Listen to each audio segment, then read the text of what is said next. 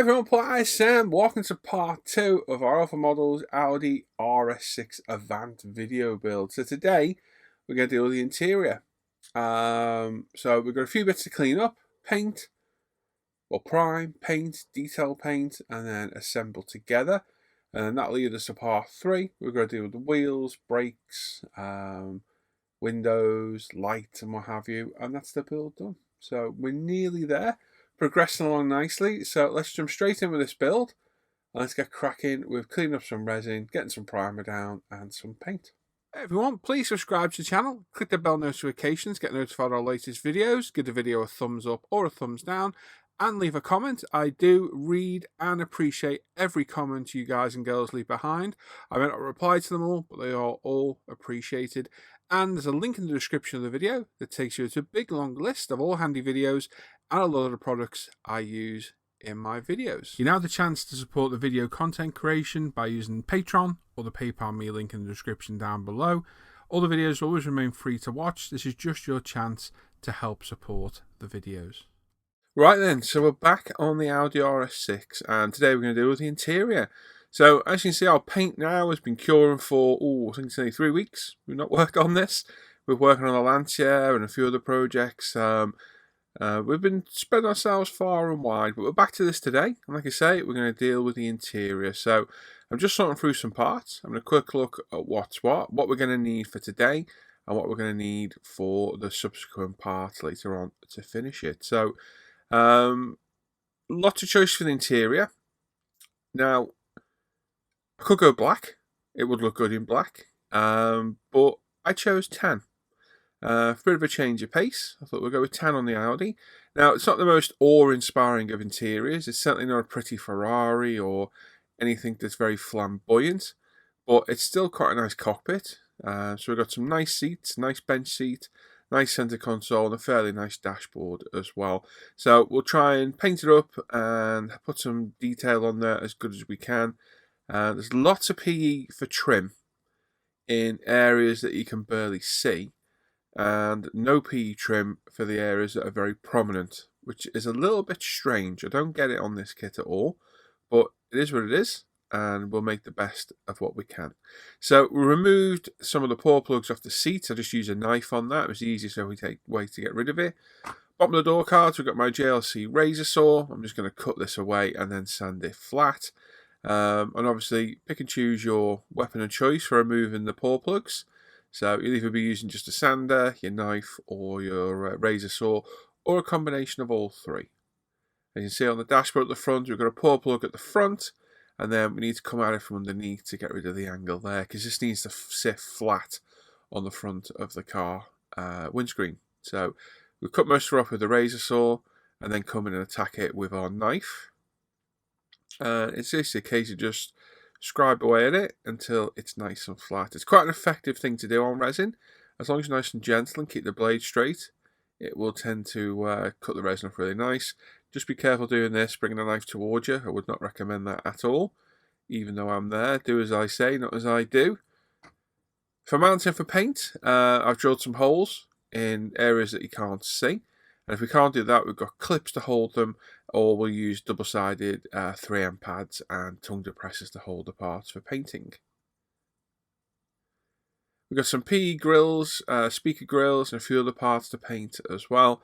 So they're all cut off with our Zoran PE shears, and then we cut off the rest of the fret, and then file it smooth with our Tamiya photo etch diamond file. Very, very flimsy photo etch on these parts. Very, very thin. So make sure you grip them well with the tweezers. And just give them a light file with the diamond file. Highly recommend this Tamiya diamond file. I've had this thing for about 12 years. Gets used all the time and is a very handy piece of, a very handy tool. Steering wheel and the steering column. So the column can stay on the pour plug. We can keep it there to paint. But the steering wheel, thankfully mounted underneath. Not in a prominent area. We'll just gently cut this off with our razor saw and then give it a quick light sand with a sponge sander. Now remember, resin is very easy to sand and it's very easy to misshape or deform the part. We've also got some PE parts that need gluing in place. So we've got the instrument binnacle is a nice photo etch part, and some of the LCD screens, or the display screens, are probably not LCD anymore, are they? Some of the display screens need putting in place as well. So some small dabs of Bob Smith's odorless glue. We cut the PE off and filed it as well to make sure it's nice and smooth. And then use your instructions. Make sure you get the right piece of PE in the right places. So there we go, there's that one in. And the other one. And then the paddle shifters, these can only go on one way. It's shaped, it's like a half moon connection point. So we've bent those to shape and then pop them in place. And then a quick file of this last piece of PE, which is for our foot controls. So we've got our brake, clutch and a footrest. Sorry, brake, accelerator and a footrest. So you have the rear part, and there's the actual pedal itself that glues on the top. And then all these parts are stuck on a double-sided 3M pad. Easiest way to do these. And then in the spray booth, we've got some Mr. Sosa 1500 black. It's thinned about 60-70% with Mr. Hobby level and thinner with retarder. We're at about 16 psi. It's my Iwata HPC Plus. It's my general kind of spray gun now. Don't worry, the apexes haven't gone anywhere. They are still there. I just really fancy getting an Iwata again. Before all the rumours start of, oh no, he's ditched the apex. I have not. I've just decided to buy one of these again. Not for any particular reason other than I wanted one. So, a couple of light coats. Don't be tempted to put it on too heavy. You don't really need to at all. As you can see, I've not gone really heavy with it. We'll do all the PE parts at the same time as well.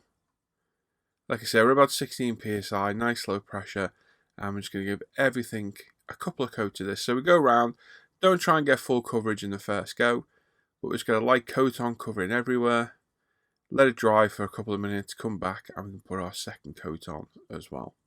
But just make sure you get all the angles. On the first coat, try and get all the angles to get some paint in, and on your, the first coat, and on the second coat, you can come in and fill all the areas that you missed. So good primer to Mr. Surfacer. Like I say, I am like 99% lacquer paints now. It's just the way I roll. Helps with speed of painting. It just helps me speed along the videos basically. It means I can get on and paint things a bit quicker, get the video parts done, no waiting around for things to dry. So lacquer paints are my go-to paints now. And then we go after a couple of coats, that's that done. Covers really well, it really does. For the seats and all the parts, we're going to paint in tan. We're going to prime in Tamiya Grey. This is the fine surface prime. We decanted out the can, left to off gas, thinned about 20% with Tamiya lacquer thin with retarder. Again, we're about 16 psi, same airbrush, and a couple of coats of this. We'll get these primed and ready for paint as well. So, like I say, not the most awe-inspiring interior, but nice nonetheless. So we've got no fancy bits to mask up and paint. It's just a functional, nice Audi interior. So it might look a bit basic at the end, but it is what it is. This is the colour I chose to do it, the tan saddle colour from Zero Paints. So using Pipette, we're going to pop this into the airbrush. It's been mixed up as well using the Badger paint mixer. And then because we're putting it onto resin, we don't necessarily need to be careful with really light coats. Although following good paint practices, I still wouldn't hose it on. I'd concentrate more on your first couple of coats to get all the angles, because we've got headrest and everything to get through there. So just make sure you get all the angles and get coverage first. So like these colours, I've got a couple of go-to colours that I like. I've got this tan, I've got an off-colour beige and a Bordeaux red as well. They're probably my favourite interior colours. And I've even mixed some of them together. I mixed the beige and the tan to make a darker beige colour. So I guess the beauty of these paints, that they can be mixed together. But it's a nice colour, this one. I really do like it. Now, one thing I've done before in this colour is I've added a Paneline Wash. And while it accentuates all the details, I think sometimes it looks a bit too much of a stark contrast. So I opted not to on this. And I'd like to know your thoughts. Does it look a bit plain? Does it look better without the wash? I think it, even when I did a dark grey one, I think it looked a bit too much. I think ideally I need to get some of the brown Tamiya Paneline Wash. But I don't have it, unfortunately. I have the black and the grey. I do have oil paints, but yeah, they take so long to dry that you're just forever trying to wipe it out the joins on interiors on cars. I've tried before, so I'm not a big fan of it. I much prefer the enamels because they dry a lot quicker. There we go, after several coats, getting all those angles and recesses and behind the headrests. We are going to mask that load cover at the back and paint it black later, so you need to make sure you get painted all behind there as well. Everything else on the interior, near enough, is going LP5 semi-gloss black. So a couple of light coats of this. Like I say, not the most interesting of interiors, but still quite nicely detailed. Now, there's photo etched trim that goes on the front of the dash, but it goes tucked under a little like ridge of the dash at the top, and you cannot see it at all.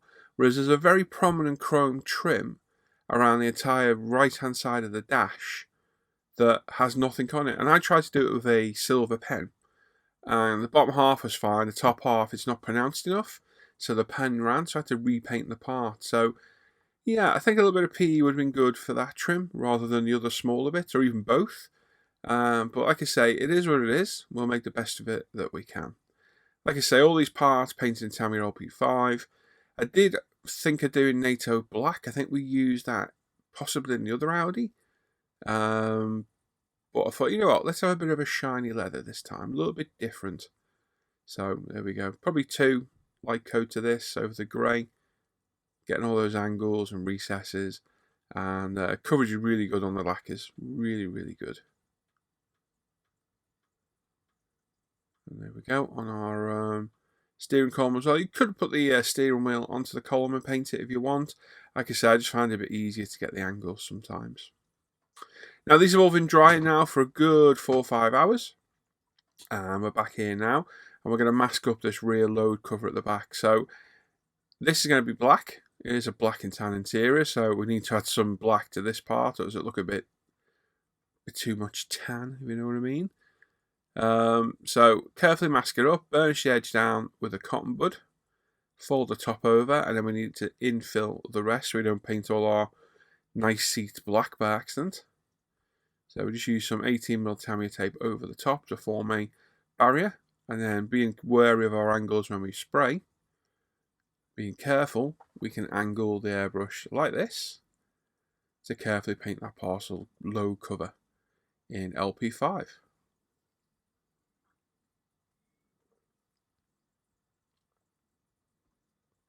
Like I say, keep the airbrush angle properly, you won't get any overspray.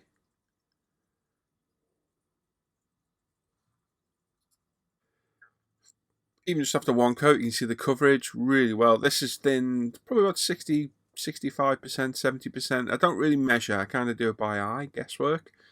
As long as your airbrush isn't whistling away, I always know my paint's thin properly. Now I made the mistake of painting these parts in the tan colour and then realised they're actually the door handle trim pieces. So sprayed them in Mr. Hobby Superfine Silver, as I did with the speaker grills, which I was originally going to leave black. But looking at a particular interior of a car, I saw that it was silver, and I thought, you know what, that will add a nice highlight to the door cards, so we'll do them in silver. So a couple of light coats of the Mr. Hobby Superfine Silver, and it adds a bit of interest to the door cards. Love the Superfine, love the Mr. Hobby Super Metallics. They are absolutely beautiful paints, very highly pigmented and really nice quality. For the rest of the parts, we've got some Vallejo Model Air Silver, and one of my Winsor & Newton Series 7 detail brushes. I've got my Tamiya visor on, as you can see, and we're going to detail paint some of the parts by hand. So a steady hand, a good optivisor or magnifying glass, and this isn't too difficult to do. The parts are quite good. I'm just disappointed about that trim on the right hand side. I would like that nice piece of PE to go around that. As for the door cards, there's a nice piece of prominent trim here. We can very carefully paint silver. You definitely need a steady hand to do this, and thankfully I do have one. So please bear in mind when I'm doing this, I am also live streaming as well, so quite often I get distracted mid flow, as you see there. I'm doing it, stop to talk to somebody or answer a question. So multitasking sometimes has its downsides. But even there, we've got that trim nicely painted. So there's 4 pieces, 2 on each side to do. So there's the one side nearly complete. Like I say, steady hand, bit of confidence, bit of practice, and you can detail paint stuff like this by hand, no problem at all. Center armrest has a little catch at the front that's silver as well.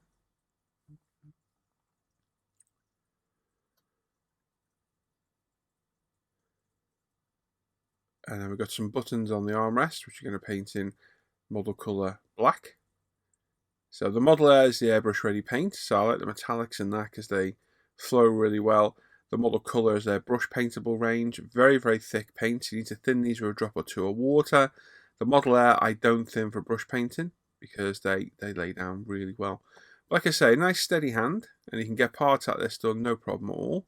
You don't need a lot of paint on the brush. Good quality brushes do help, and I'm a big fan of the Series 7s. I know a lot of people are going to say, oh, they're too expensive, but you get what you pay for, really. Now, the main beauty of using water-based paint on lacquer painters like this, I didn't lick that either, is if you get any paint where you don't want it, you can wet a cotton bud, and it'll literally wipe straight off. It's as simple as that. So that's the door armrest, basically the window mirror controls, won't it? And then on the side of the seats, we've got the seat controls. We're just going to paint the buttons in black on that as well. So what we're trying to do, it's like I say, it's not the most awe-inspiring of interiors. We're just trying to have a bit of focal point interest. So it doesn't just look like a sea of black or tan. So paint the seat controls, the seat belts themselves as well. Later on when it's all dry, we'll put the actual seatbelt red push button in there too. But for now, I'm just going to get everything painted black and silver. Like I say, steady hand, good paint, good brushes, makes light work of this. Decals, so we've got the speedo, gauge and what have you right in the centre. And we've got a few other screens in there to do as well. So nice decals, no problem at all with these. Cotton bud in to get rid of all the excess moisture. And like I say, there's other screens like this one here, there's one below it and one at the back as well. So get all the decals in, get all the moisture off and behind them, hit it with a decal solution of your choice. Mine is the Ultimate Decal Solution. You can't beat our decal solutions if I'm honest. We have 3 different strengths of setting solution. We have a normal, strong and extra strong. And on these, I think I just used the normal. We've got the Audi logo for the centre of the steering wheel. I'm a little bit out of focus for some reason here. Not quite sure what happened, but you can kind of see what I'm doing. If not, squint. I'm squinting now and I can kind of see what we're doing. And again, remove all the moisture. And then hit it with Decal Solution. Steering column goes in first. We have detail painted the paddle shifters. I've painted them silver. So with that in place, a little bit of glue on the hub itself, and then the steering wheel goes on. Now make sure you get the steering wheel straight. It's something that really annoys me. Steering wheel's got to be straight, dead on, straight ahead. And there we go, there's our dash. Like I say, not the most exhilarating interior. There is a piece of chrome trim P to go on the right hand side. I haven't put it on there, but it will go on. And our armrests, we've got the Bob Smith's, one of my precision applicators. You can find those on my Amazon store. And just refer to instructions. Let's be careful here, don't let parts move around like that. Line it up. Repeat for the back. And there we go, there's our door card armrest handles on. Repeat for the other side. There we go, and then our speaker grills. Now, a little bit out of shot here, so I've got a picture of 1 and there's another 6 to go on. So apologies for missing out on that. And then we've got our luggage, what do we call this? Like a backseat storage net? What would you call it? I painted it black for a bit of a different colour. And then a quick test fit of the interior. So one thing I've learned with these kits is test fit everything. If you're not sure something fits, test fit it. So I'm just checking the door cards fit where they're supposed to go, which they do, and actually kind of hold themselves in there quite well, which is quite nice. Just seeing the dashboard goes in that way, it does not. So out they come again.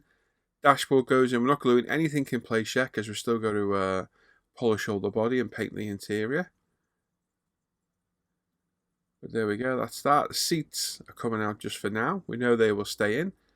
Rear low cover goes in the rear seat, and then the main part of the interior goes in, and then there's a piece to go underneath of the chassis. So we know that fits, so that's good. Now the only piece that can be glued in now are the two front seats. So these kind of slot in. So there's a little lug at the front, bit of say glue around there, slot them in place, make sure they're straight and they're fully home. My interior has been flocked as well. My partner Hannah does that for me. I have nothing to do with flocking because it ends up all over me and ends up back in the cave and all my paint. So to flock, you literally use some enamel paint where you want the flocking to go. A tea strainer, you flock, tap it over the top, remove the excess, repeat if you need to. It's fairly simple, but it's so messy. I refuse to have it in my cave anymore. Seatbelts. We're going to add these in. Now you do get photo etched seatbelt material with the kit. We are going to be using my own seatbelt material. I've got some black stuff. So we put the buckle on. I just cut it to a rough length for now. Put some double-sided tape on the back. And just lay it down. And then we can cut it to size and stick it in place.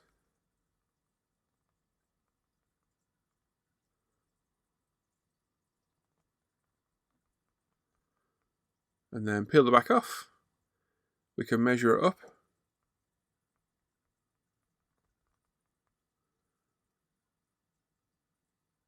Put roughly where we need. So it goes into the top, that's its actual locating point. Then we run it down the back to the bottom.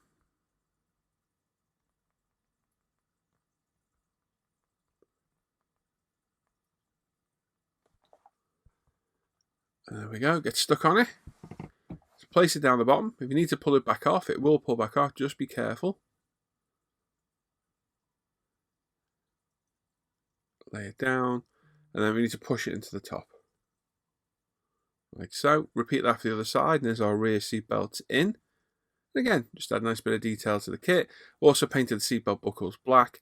And then for the actual side interior seatbelts, the front seatbelt should we say, we're going to stick these to the door card, and then we can put it onto the B pillar once we put these in later on.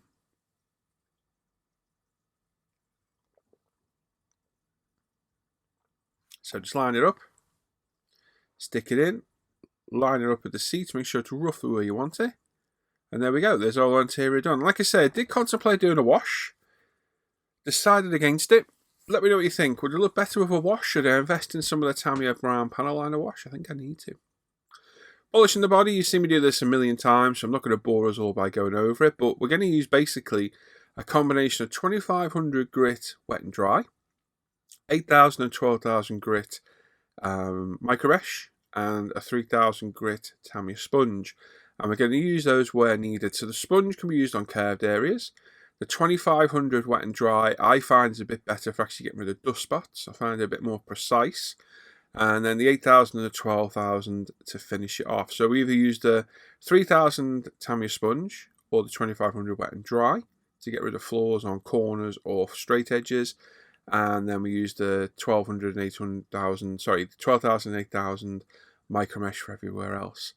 Once we're happy we got rid of all the dust, and you know me, I will not push a paint job to ruin it. So my paint jobs do have slight flaws in. I do not hide that fact at all. We can come with the UMP compound. This is our polishing system, and a nice cotton cloth. We change our cloths at UMP now. They are now these nice pink cotton cloths, and not the microfiber ones. I'm finding these are much better. We're going to polish it up with the compound, clean it all off, and then come back and polish it up with the polish. So the compound's a much more aggressive polish, basically. But be aware of where you're applying it. Be aware of any raised edges. I did actually kind of burn through a touch on one of the roof rails. Luckily, you can barely see it. It's on the inside edge, so quite lucky there. But it is surprising how quick you'll burn through things, especially on the edge of the paint. So go around circular motions. I like to concentrate on one panel at a time, and then when it's done, you can buff it off. And you can see there, nice high shine already just off the compound itself. Like I say, my paint jobs aren't flawless. I openly admit it. If you've got dust in there, you can be fighting it all day long, and you always run the risk of burning through. And for me, I don't want to ruin a beautiful paint job like this. You can still see my slight dust spots in there. Does it bother me? Not all that much. I'm not doing show winning models. I'm doing this for my enjoyment and to make videos for you guys. And then we're with the polish now. So the polish is a lot thinner, a lot less aggressive, but still be careful where you're applying it. Make sure it doesn't get burned through on any edges. And yes, somebody did comment the other day, yes, I have my dressing gown. I do. It's getting rather chilly in the UK now. With the rising cost of energy, my central heating is normally on by now, but it isn't. So it can get a little bit chilly. Bear in mind, I'm out here all hours of the day. I can't quite see my watch what time it is. I think that says 7:15 of an evening. So, you know, got to keep warm. So yes, I have my dressing gown. I'm sure many of us model in our dressing gowns. That'll be my question of the day, I think, in the video. Who models in their dressing gowns? But the polish all done, we can go around and give it all a good final buff up with a clean cloth. I tend to have 5 cloths in use, 5 cuts of the cloth. So the cloth's been cut up into 5 kind of equal size pieces. I use one for compound application, one for compound removal, one for polish application, one for polish removal, and then at the end here in a bit, when we do the jet wash to get rid of all the remnants of the polish and what have you, I then use the final one at the end to give it all a final buff up. But look at that beautiful colour. Absolutely stunning. Beautiful 2K job. Lovely. Now we've got some water in the airbrush, and what we're going to do now is jet wash all the panels to get rid of any residue of polish. Now you can see the colour of the water, it does go white, and that is the polish being removed. So it's good to do this. Toothbrush doesn't always get it all out. So I will literally spend 5 minutes, go around the whole model, and jet wash the entire thing in every recess, nook and cranny. Now, for whatever you do, make sure you have the correct bottle. I have very nearly used lacquer thinner before, because I keep them all in the same bottles. So put your lacquer thinner out of the way. Make sure there's no lacquer thinner in the airbrush, remnants from before, and run water through beforehand. And as you can see, it does remove it really well. I was going to say, the polish itself does a really good wax job, because look how well that's beading off. I haven't even polished this body yet. Yeah, it's beading off the paintwork really well. So it just shows you the quality of our polishing compound. But yeah, it uses a jet wash to get in all those nooks and crannies, all those recesses. And it's surprising what you'll remove, and it's just a quick way of doing it. And I'll be honest, it's actually quite satisfying to do too. But like I say, be surprised where you'll find polish residue. Normally at the end of a build, you'll spot it, be like, ah, damn, there it is. So I like to get rid of it now if I can, and this for me is the most effective way of doing it. Once you've got all the residue out, you can use just air on your airbrush. Make sure you don't chip the top of the paint with your airbrush. Be very careful. We're going to use this to dry the airbrush off. We're just going to blast away the water with air. Get rid of as much of it as we can. Then we can dry it off with some tissue, nice and gentle, and give it a final buff up with that 5th cloth I was talking about. And there we go. Actually, like I say, quite a satisfying thing to do this. It really is.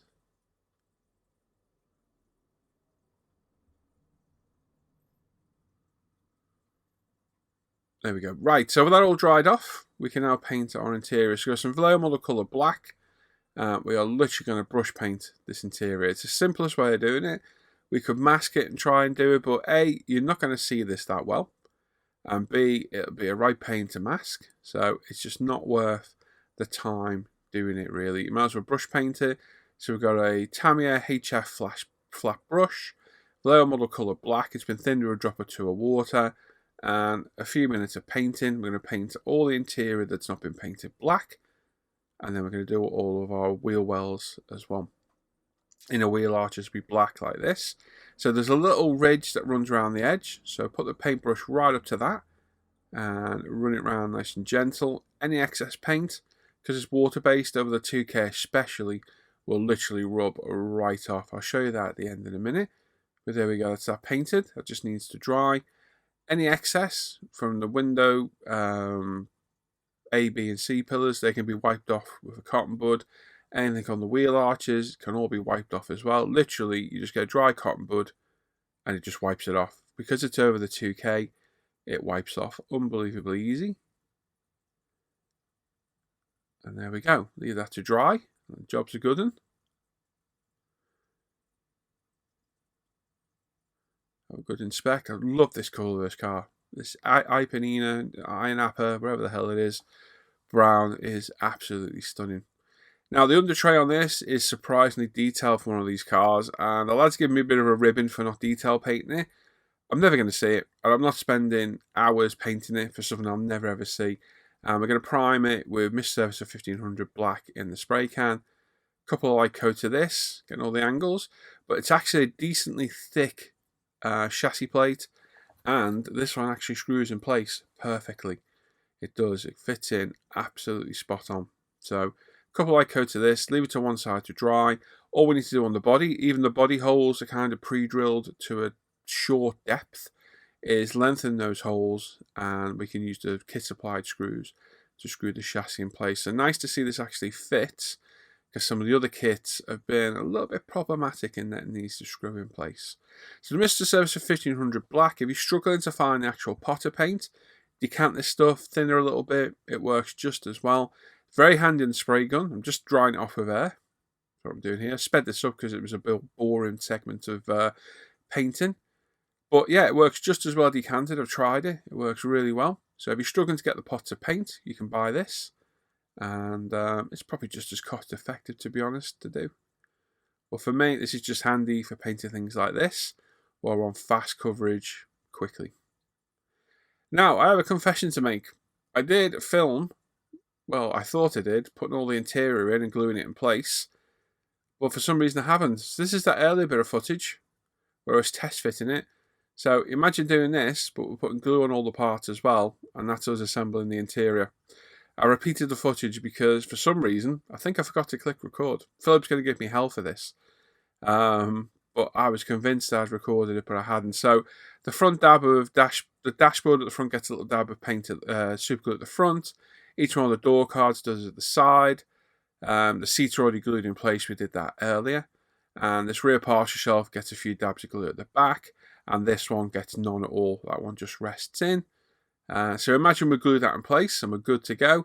And then we're going to widen these holes underneath. Now we're back to real time. So we've got our screws and we've got a drill bit that's just a shade thinner than the screws. You don't want to apply loads of pressure to this resin. So drill it out. We've done all 4 holes. Make sure we get this the right way around. Now it was a very precise fitting part, this one. Very surprised. Pop our screws in. Be nice and careful. Like I say, these shouldn't be tight. If there's any real resistance, take it out and drill it wider. You do not want to be cracking this resin because it's sod's law. The crack will travel through to the bonnet and ruin all your paintwork. So we definitely don't want to do that. And just gently screw everything in place. Like so, you can paint the screws black if you want later on. The back piece kind of just clicked in place, really nice. And there we go. There's our interior in. I like the tan on the bronze. I think it looks good. We're going to take this bottom plate off later. I didn't realise. I forgot about the front grille, but it'll screw off in seconds. But for the most part, there we go. There's our interior in place. The body polished up. We're on the finishing stretch now of this. We've still got our windows, lights, grills, and wheels to do, and brakes. But we're definitely on the home stretch now. So there we go. Let's go back to me. Okay, there we go. That's where we're at today. So, as I said, it's not the most interesting of interiors. It's a functional Audi interior. It's not a fancy Ferrari or Lamborghini. So, no flamboyant bits in there. I kept it quite conservative. But I think the tan on black looks quite good. I think it suits the bronze colour as well. I think overall it doesn't look too bad at all. Like I said, I've added some accents in there with the silver parts, with the PE and the hand painted bits. And I think it doesn't look too bad. Now, should have added a wash. I think I need to invest, like I said, in some of the brown Tamiya Paneline Wash. I think I definitely do. I think that's a job for today. I'm going to have a hunt around for it. Because I think there's a couple of tones of brown, and I think in there that would have been a perfect complement with that tan. I don't have it. Like I say, I've got oil paints, and oil does work as a wash very well, but it takes so long to dry that when you're trying to be precise and remove out of things like seats, it just keeps pulling itself back out because it takes so long to dry. Even if you put liquid in, which speeds up the process, it still takes a long time. So I think to look for the enamel panel liner wash from Tamiya is the way to go, and I think that's what we're going to do. So next time, we'll add a wash and see what it looks like. So let me know your thoughts. That's the question for today. Should I have added a wash, or should I have left it as it is? Let me know your thoughts on that in the comments down below. As always, make sure you sub to the channel, click the bell notifications to get notified of the latest video. Give the video a thumbs up and leave a comment. Love reading all your comments. They always spare me along with the builds. And I always heart them if I read them, and I try and respond as much as I possibly can. As always, you want to support the videos and keep the content going. There's a Patreon me link down below. If you go tier 2 or higher, you get 2-week early access on all the videos, as well as other perks associated with the channel, and a monthly live stream as well, which you can win prizes too. If you want to know my merch, you can get there over my merch page. You've got the Look Up When It's Finished t-shirt. I've got mugs now, aprons, and I'm going to do a run of sweatshirts next. Like I said in the video, it's getting cooler now. It is, so I think a sweatshirt would be the next one for modelling in the cave. And I've got a nice slogan for that one as well, courtesy of Jamie, but we'll discuss that later. And if you want to make a donation at all, there's a PayPal me and a Buy Me Coffee link in the description as well. And there's all links to everything down below. Star in the Machine, my other group, ISM, UMP, everything. An email address that gets directly in touch with me if you've got any questions. My scale mate is there, and links to my Amazon affiliate store, and a link to all the products I use in my videos. There we go. Thanks for watching today. I will probably be back for part 3 next to get this project done and dusted, and then I think we're going to jump back on the Lancia again and try and get some more work done on that, and then back to the GTX. Lots on the go at the minute, and some exciting new projects coming up as well. A slightly different variation on the modelling theme, but I'll explain that when they come to fruition. I'll probably explain it at a bench update I'm going to do in a few days. Yeah, so there we go. Thanks for watching. Make sure you sub to the channel. Enjoy the rest of the day, everyone. Take care. Bye-bye.